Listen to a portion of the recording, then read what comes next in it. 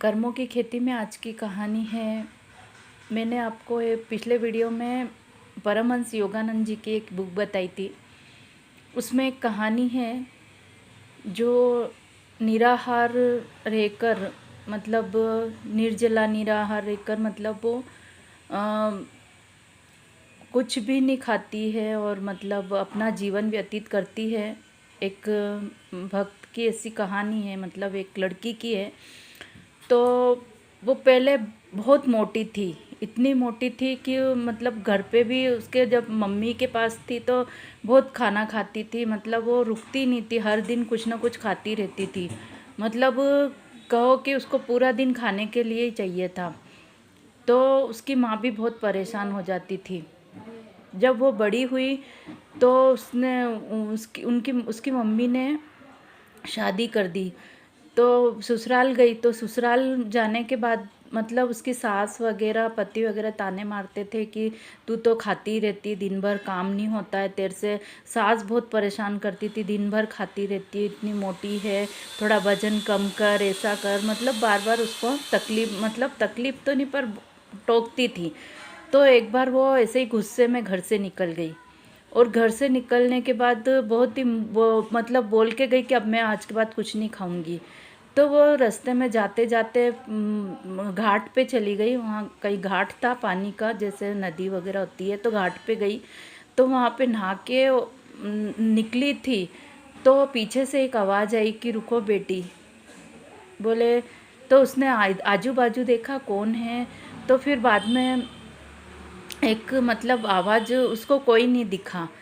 तो मतलब फिर बाद में फिर आवाज़ आई, रुको बेटी, मैं तुम्हारा गुरु हूँ।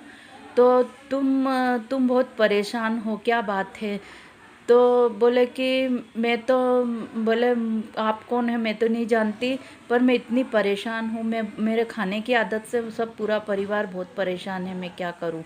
तो बोले कि आज के बाद तेरा मतलब हम ऐसा वरदान देते हैं तेरे को कि आज के बाद तुझे भूख प्यास कुछ भी नहीं लगेगी। तो बोले जा पहले अच्छे से नहा के आ और फिर यहाँ पर साधना करने बैठ जा थोड़ी देर। और जो मंत्र बताया वो मंत्र मतलब तू उसे जाप जाप कर। तो मतलब वो बैठ गई और फिर बोले फिर तू घर चले जाना। तो वो बैठ गई, बहुत देर हो गई, फिर वो घर गई शाम को। तो उसे ना तो भूख लगी ना प्यास लगी। वो उसके परिवार वाले भी आश्चर्यचकित रह गए कि वो बहुत दिन भी हो गए, ऐसे करते करते बहुत दिन हो गए।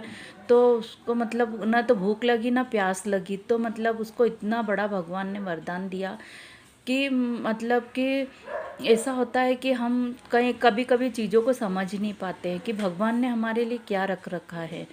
तो पहले उसने गुरुजी से पूछा था कि ये क्या है, मैं क्या मतलब ऐसा क्या हुआ है मैंने कि मतलब मैं मुझे आप ऐसा वरदान दे रहे हो। तो बोले ये तेरे अच्छे कर्म है बेटा, इसीलिए तुझे यहाँ तक लाया गया था, इतने कष्ट दिए थे।